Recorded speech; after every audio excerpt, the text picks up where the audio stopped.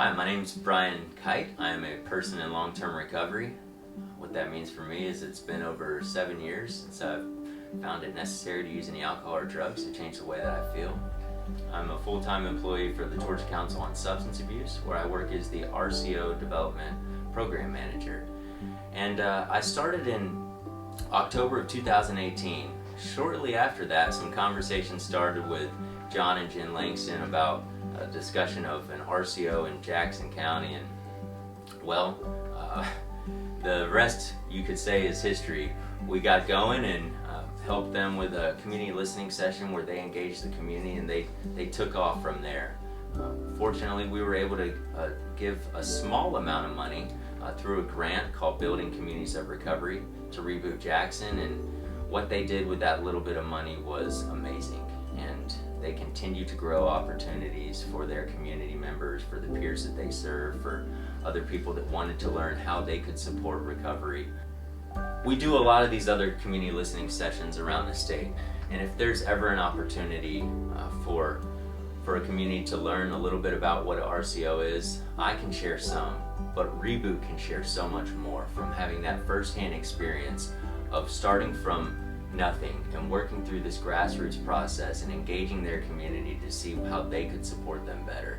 So I have them, whenever possible, come in to share what it could look like for a new community that's excited to learn about recovery and how they can support their loved ones better. And now, if there's somebody that asks me, what should I do to start an RCO in other communities? They're who I send them to.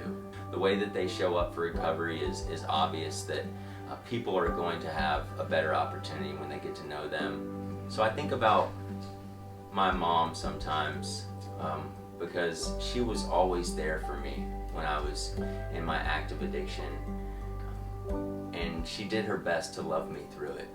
She didn't always know what that looked like or how to do that best.